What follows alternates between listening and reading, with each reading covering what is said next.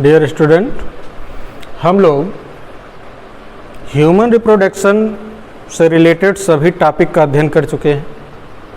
आज हम लोगों का जो टॉपिक है वो चाहे आपका ये बोर्ड एग्ज़ाम हो या फिर आपका कोई भी जो कंपटीशन का एग्ज़ाम होता है, उस पर्पज़ से देखें तो सबसे महत्वपूर्ण है ये ह्यूमन रिप्रोडक्शन से ही रिलेटेड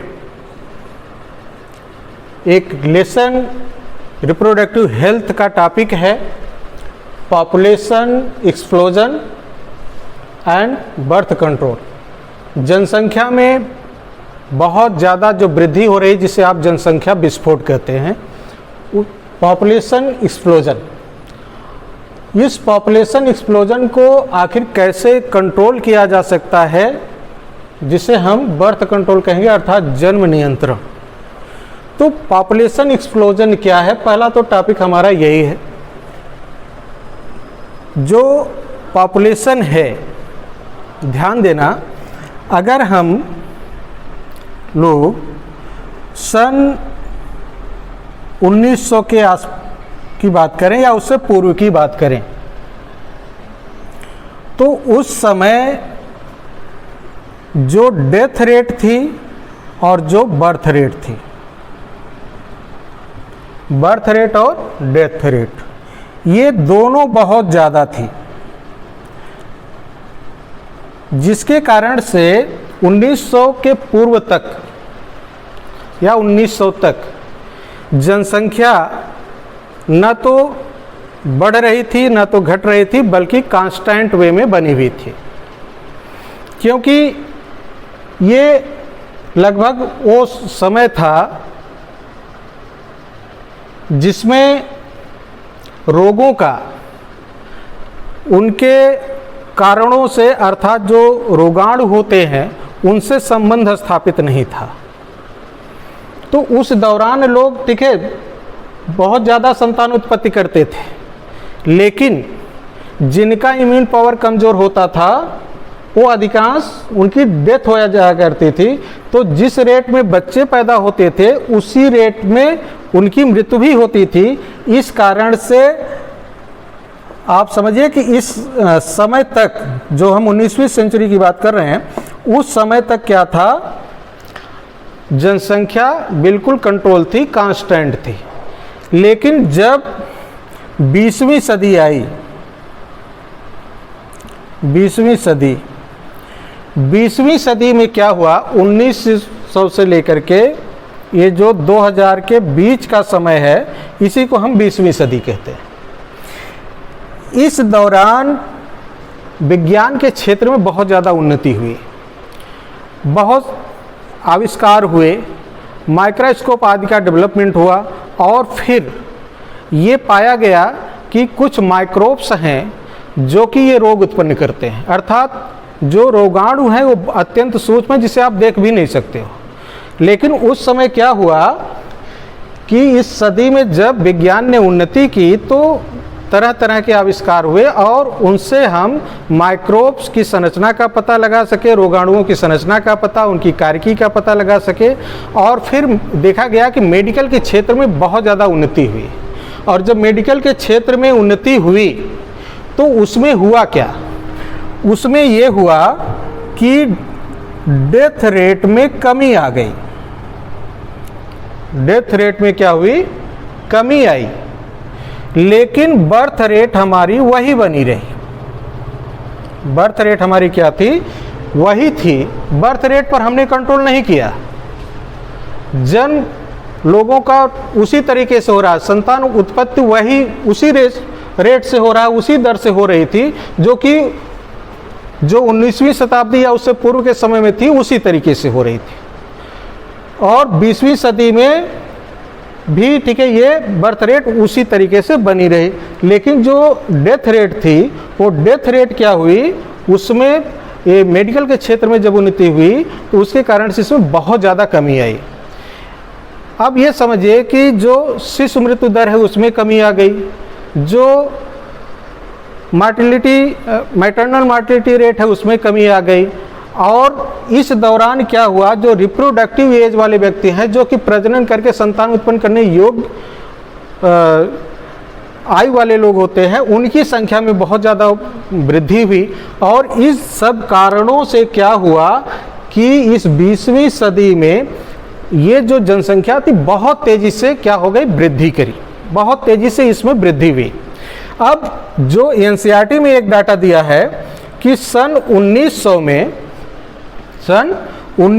में क्या थी, जो विश्व की जनसंख्या थी वो थी 2 बिलियन। 2 बिलियन का मतलब है 2 अरब लोग थे पूरे विश्व में।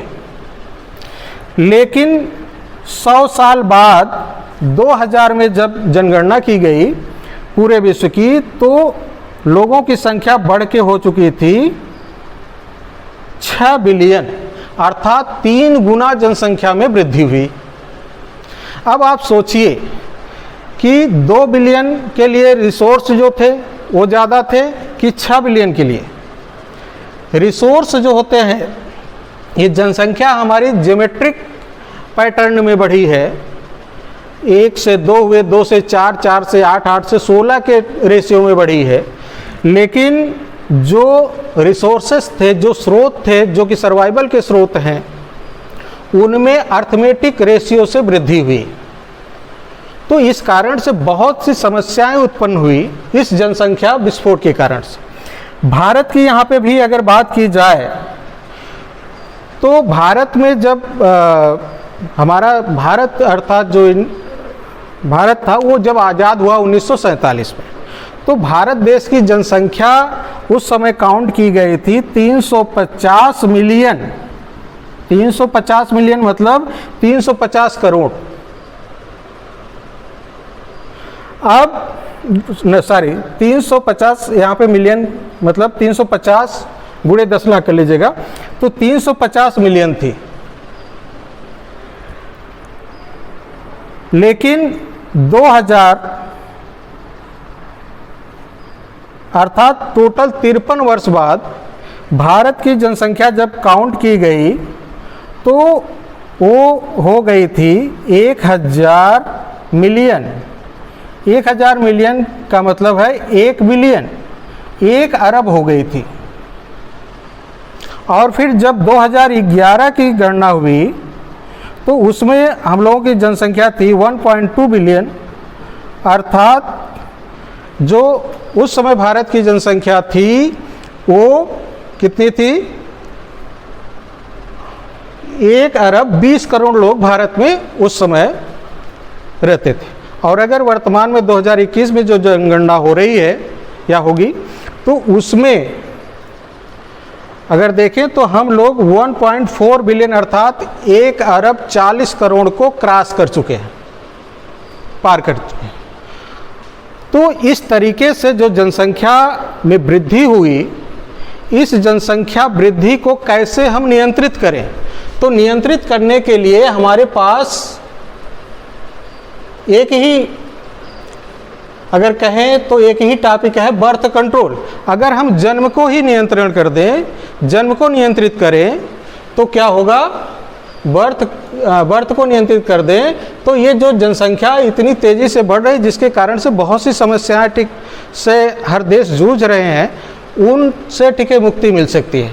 तो ये जनसंख्या वृद्धि को कैसे हम लोग कंट्रोल करें, तो उसमें देखो कि वो कौन से मेथड है, कौन सी विधियां हैं कि जिसको अप्लाई करने के बाद प्रेगनेंसी नहीं होती है, जन्म नियंत्रित हो जाएगा और जनसंख्या जो बढ़ रही हो क्या हो जाएगी, कम हो जाएगी। उसमें सबसे पहला है नेचुरल मेथड अर्थात प्राकृतिक विधि। प्राकृतिक विधि हम आपको पढ़ाएं, बताएं उससे पहले, क्योंकि देखिए जन्म से संबंधित जितने भी आप यहाँ पे देखिए कि जन्म से संबंधित जितनी भी घटनाएं होती हैं सब फीमेल के अंदर ही होती हैं, चाहे वो फर्टिलाइजेशन की क्रिया हो, इम्प्लांटेशन हो या प्रेगनेंसी, फिर जन्म, ये सारी चीज़ें कहाँ पे होती हैं, फीमेल के शरीर के अंदर होती हैं। तो अगर हम किसी फीमेल के रिप्रोडक्टिव साइकिल का अध्ययन कर लें तो इसको समझना बहुत आसान है। तो मेंस्ट्रुअल साइकिल अगर देखें, किसी नॉर्मल फीमेल में जो मेंस्ट्रुअल साइकिल होती है वो 28 दिन की चलती है। 28 दिन की मेंस्ट्रुअल साइकिल होती है। उसी मेंस्ट्रुअल साइकिल को हम लोग रिप्रोडक्टिव साइकिल भी कहते हैं। जिस दिन ब्लीडिंग स्टार्ट होती है उसी दिन से मेंस्ट्रुअल साइकिल काउंट की जाती है। नॉर्मली 28 दिन की साइकिल की से हम लोग यहाँ पे अध्ययन करेंगे। तो अगर किसी फीमेल में जिस दिन मेंस्ट्रुअल साइकिल स्टार्ट होती है तो उस दिन से लगभग 3 से 5 दिन तक मेंस्ट्रुअल फेज चलता है, जिसमें कुछ अमाउंट में ब्लड बाहर आता है। इसके बाद 6वें दिन से 13वें दिन के बीच में फोलिक्यूलर ग्रोथ फेज होता है, दूसरा फेज है उनके रिप्रोडक्टिव साइकिल के। इस दौरान जो फोलिकल होते हैं वो ग्रोथ करके ग्राफियन फोलिकल बनता है। और इसके बाद 14वें दिन पर क्या होता है, ओव्यूल्यूशन होता है LH हार्मोन के प्रभाव से। तो जब अंडोत्सर्ग होता है तो आप देखिए एक नॉर्मल रिप्रोडक्टिव साइकिल में जिस दिन मेंसेस स्टार्ट हुए उससे ठीक 14वें दिन पर जाकर के ओव्यूल्यूशन हो रहा है, अंडोत्सर्ग हो रहा है। इसी दौरान ओवरी से जो अंडा होता है वो बाहर निकल करके फैलोपियन ट्यूब में आता है और फैलोपियन ट्यूब में आकर के वहाँ पे स्थित हो जाता है। तो इस दौरान आप ध्यान दीजिए कि इसी में यहाँ पर ये जो एवोल्यूशन वाला प्रोसेस है उसके ठीक 3 दिन पहले और ठीक 3 दिन बाद का जो समय होता है वो क्या होता है, फर्टाइल पीरियड होता है। ये क्या है, फर्टाइल पीरियड। तो अगर इस दिन इस फर्टाइल जो समय है उसमें अगर सेक्स को एवॉइड कर दिया जाए तो प्रेगनेंसी के चांस नहीं हैं और बर्थ कंट्रोल हो सकता है। तो इस प्रकार से जिस दिन मेंसेस स्टार्ट हुए, जिस दिन मेंस्ट्रुअल साइकिल स्टार्ट हो रही है उससे 10वें दिन, उसके बाद जो 10वां दिन आता है और फिर जो 14, 15, 16, 17 दिन, तो इस प्रकार से कुल 1 हफ्ते का इनके अंदर फर्टाइल पीरियड होता है जिसमें संतान या प्रेगनेंसी के सबसे ज़्यादा चांसेस होते हैं। तो इसी दौरान अगर ठीक है सेक्स को अवॉइड किया जाए तो प्रेगनेंसी को रोका जा सकता है। तो यहाँ पर ध्यान दीजिए, नेचुरल मेथड में है, पहला है पीरियाडिक एब्स्टिनेंस। तो जो हम आपको यहाँ पे बता रहे हैं कि किसी 28 दिन की जब साइकिल चलती है तो उसमें 14वें दिन पर क्या हो रहा है, ओव्यूल्यूशन हो रहा है। तो उससे 3 दिन पूर्व अर्थात 10वें दिन से लेकर के 17वें दिन तक अगर बीच में जो भी दंपति हैं अगर वो सेक्स नहीं करते हैं तो इस दौरान सेक्स नहीं करेंगे तो उनमें लगभग ये आप मान के चलिए कि 90% ये है कि प्रेगनेंसी नहीं होगी और इस प्रकार से वो अनवांटेड चाइल्ड से बच सकते हैं। तो यहाँ पर पीरियाडिक एब्स्टिनेंस में क्या करना है, सेक्स को अवॉइड कर देना है। ओव्यूल्यूशन से 3 दिन पूर्व से आपको स्टार्ट करना है और 3 दिन बाद तक आपको यहाँ पे कोई सेक्स नहीं करना है। दूसरा है क्वाइटस इंटरप्टस। क्वाइटस इंटरप्टस पढ़ाएं उससे पहले थोड़ा सा एक और चीज़, क्योंकि फीमेल में ये ज़रूरी नहीं कि 28 दिन की ही साइकिल चले, किसी में ये साइकिल 30 दिन की होती है, किसी में 32 दिन की होती है, किसी में 26 दिन की आती है।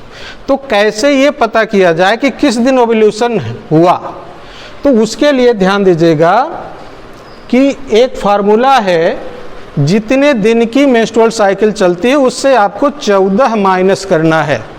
14 दिन आपको क्या करना है, माइनस करना है।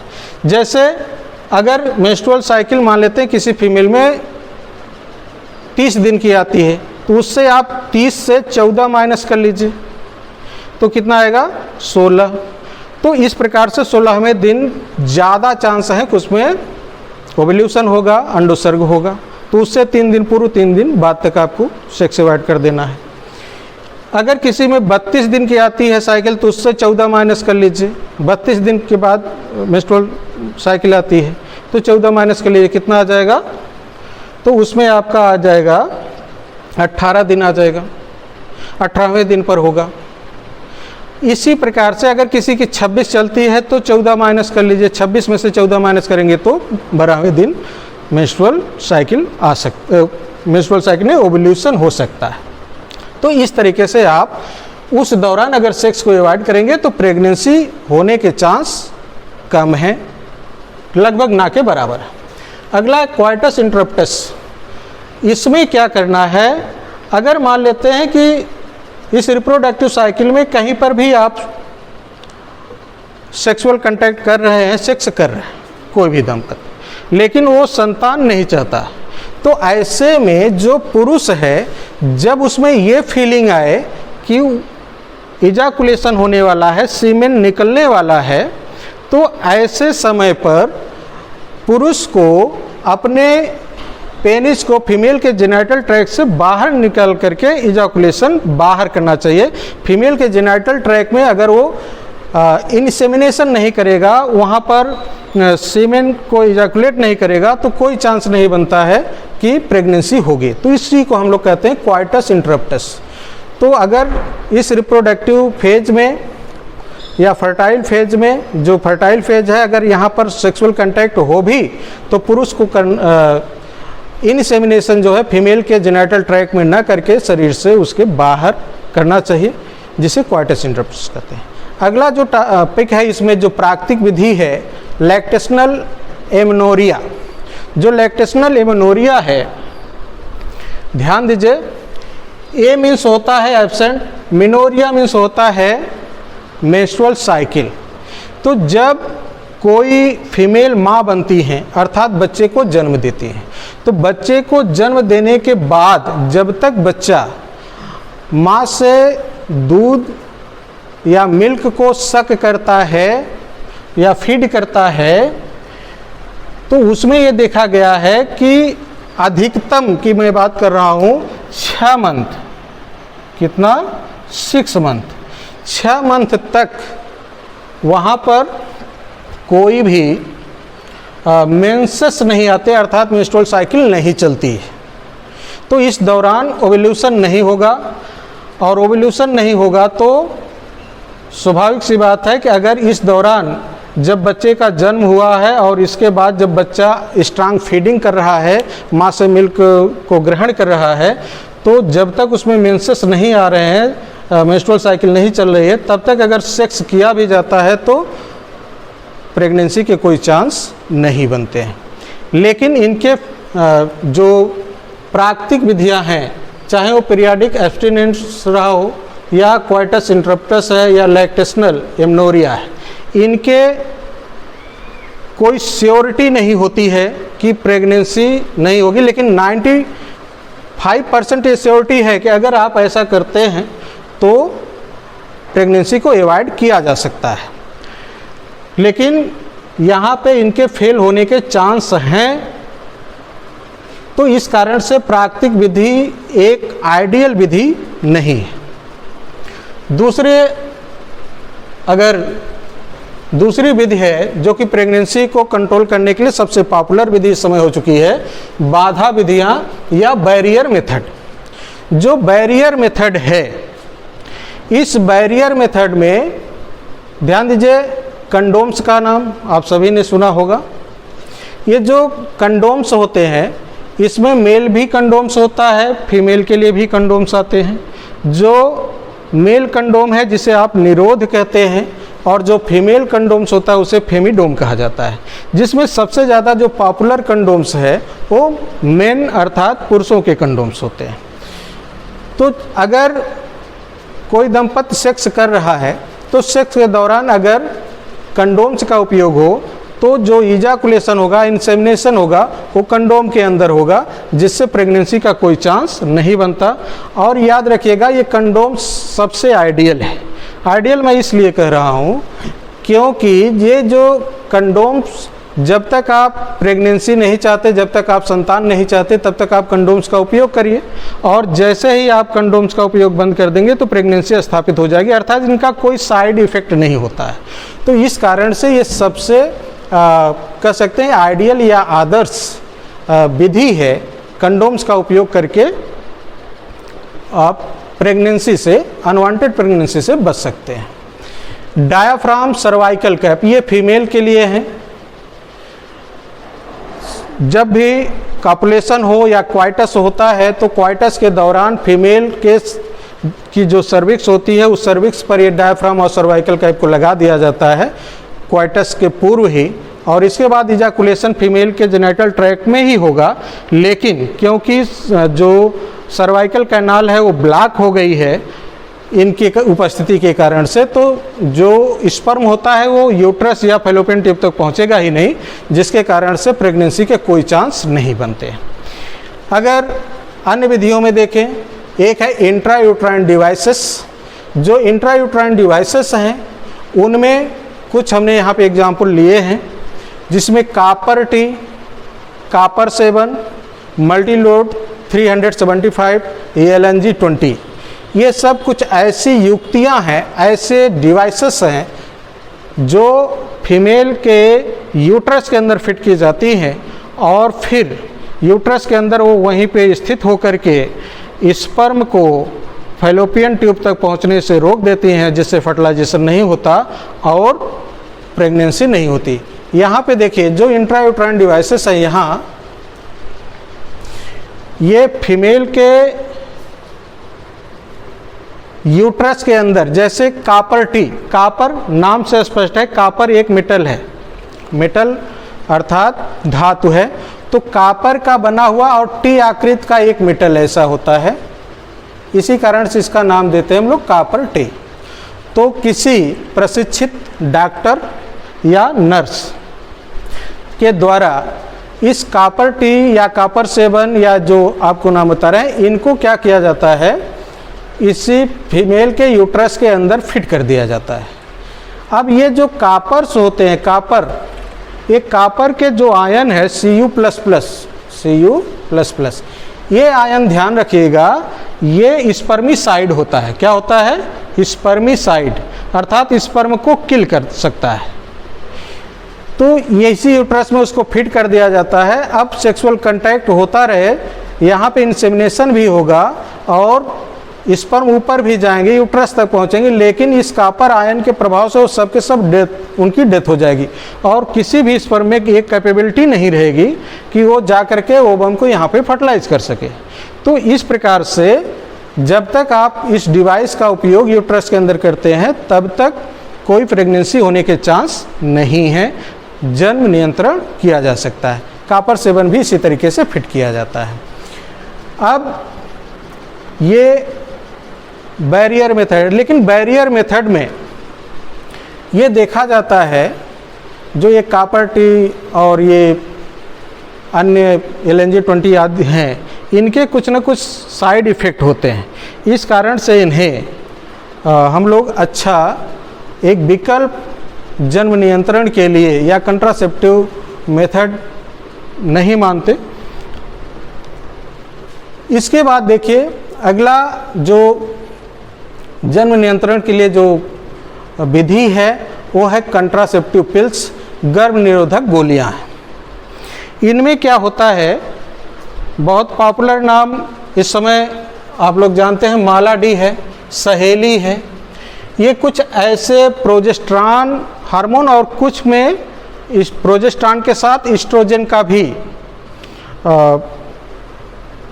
योगदान होता है और इसी प्रोजेस्टेरॉन हार्मोन और एस्ट्रोजन के जो संयोग से या इनको मिला करके इस तरीके की कुछ टेबलेट बनाए गए हैं, जिसे कोई फीमेल जब उपयोग करती है तो उनके कारण से ये जो फॉलिक्यूलर ग्रोथ फेज है, यहाँ पे ध्यान देना, एक हार्मोन होता है फॉलिकल स्टिमुलेटिंग हार्मोन और एक LH होता है, तो और एस्ट्रोजन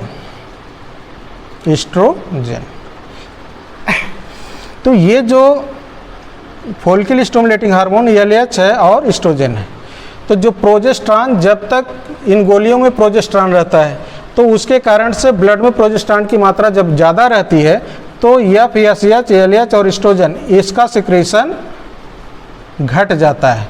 जब इनका सिक्रीशन घट जाता है तो कोई भी फॉलिकल की ग्रोथ नहीं होती, और जब फॉलिकल की ग्रोथ नहीं होगी तो स्वाभाविक सी बात है कि अंडोत्सर्ग नहीं होगा, और जब अंडोत्सर्ग नहीं होगा तो प्रेगनेंसी के कोई चांस नहीं है।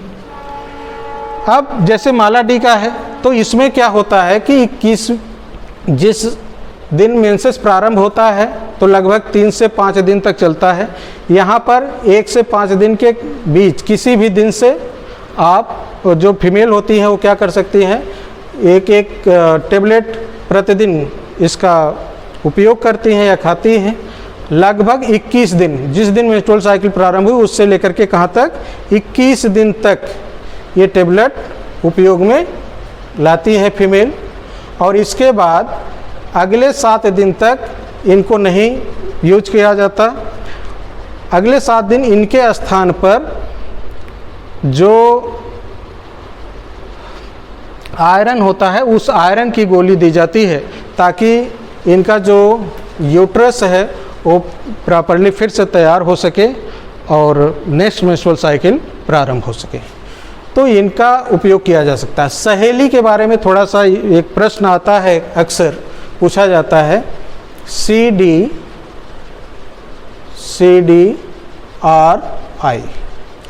सेंट्रल ड्रग्स रिसर्च इंस्टीट्यूट, ये लखनऊ में है। कहाँ पर है? लखनऊ में। इस संस्था ने गर्भनिरोधक गोली में एक सहेली का डेवलपमेंट किया। इस सहेली जो होती है, इस नामक जो कंट्रासेप्टिव पिल्स है, सहेली नामक जो कंट्रासेप्टिव पिल्स हैं, ये हफ्ते में केवल एक हफ्ते में केवल 1 दिन इसका एक टेबलेट आप यूज करना पड़ता है फीमेल को, और ये ज़्यादा प्रभावी भी है। क्या है? ज़्यादा प्रभावी भी है। तो इस प्रकार से सहेली और माला डी आदि जो कंट्रासेप्टिव पिल्स आती हैं उनका उपयोग फीमेल कर करके प्रेगनेंसी से बच सकती है, जिससे बर्थ कंट्रोल हो जाएगा और पॉपुलेशन एक्सप्लोजन जो हो रहा है वो कंट्रोल हो जाएगा। अब लास्ट मेथड है सर्जिकल मेथड, या स्टी को हम लोग स्टीरिलाइजेशन भी कहते हैं। इसमें 2 विधियां हैं, एक वैसेक्टोमी है और एक ट्यूबिक्टोमी है। तो यहाँ पे वैसेक्टोमी, ये देखिए जो मेल अर्थात जो पुरुष होता है उस पुरुष का जो रिप्रोडक्टिव सिस्टम है उसमें ये राइट टेस्टिस है और ये लेफ्ट टेस्टिस है। यहाँ से आप जानते हैं कि इसी टेस्टिस के अंदर ही स्पर्म का फॉर्मेशन होता है, और स्पर्म जो सेमिनिफेरस ट्यूब्यूल में बनते हैं वो आगे जब इपीडिडाइमिस में पहुंचते हैं, और इपीडिडाइमिस से फिर वो वास डिफरेंशिया जो है उस वास डिफरेंशिया से होकर के फिर मेल यूरेथ्रा के थ्रू ही बाहर आते हैं। तो क्या करते हैं, अगर कोई दंपति है जो परमानेंटली ये नहीं चाहती कि उसकी अब संतान हो, तो उसमें क्या करना है कि चाहे पुरुष में जो ये वास डिफरेंस है, ये क्या है? वास डिफरेंस, और ये देखिए ये ग्लैंड है सेमाइनल वेस्किल, ये प्रोस्ट्रेट ग्लैंड है, ये काउपर की ग्लैंड है जिसे बल्बोयूरेथ्रल ग्लैंड भी कहते हैं, ये पेनिस है, और ये है यूरिनरी ब्लैडर। तो यहाँ से जो वास डिफरेंस निकल रही है, वास डिफरेंस ही क्या करती है? कैरी करती है, स्पर्म को लेकर के आगे पहुँचाती है, और फिर ये सेमाइनल वेस्किल और वास डिफरेंस मिल करके एक कॉमन डक्ट बनाते हैं जिसे हम इजैकुलेटरी डक्ट कहते हैं, और फिर ये दोनों आकर के खुल जाती हैं मेल यूरेथ्रा में। तो यहाँ पर अगर कोई परमानेंट रूप से चाहता है कि उसको संतान ना हो तो उसमें क्या करते हैं, डॉक्टर्स जो होते हैं एक सर्जरी करते हैं और सर्जरी कर करके इसके जो वास डिफरेंस है उसको कट करके उसको बांध दिया जाता है, जिसके कारण से देखिए स्पर्मेटोजेनेसिस होगी इसमें, लेकिन ये स्पर्म सीमेन में नहीं आएंगे।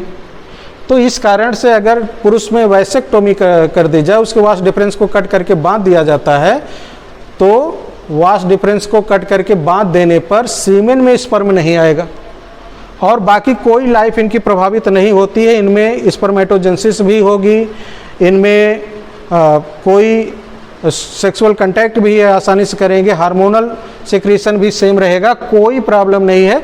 केवल ये होगा कि जो सीमेन बाहर आएगा उस सीमेन में स्पर्म नहीं होगा, क्योंकि स्पर्म के रास्ते को आपने ब्लॉक कर दिया है। तो इसी को वैसेक्टोमी कहते हैं।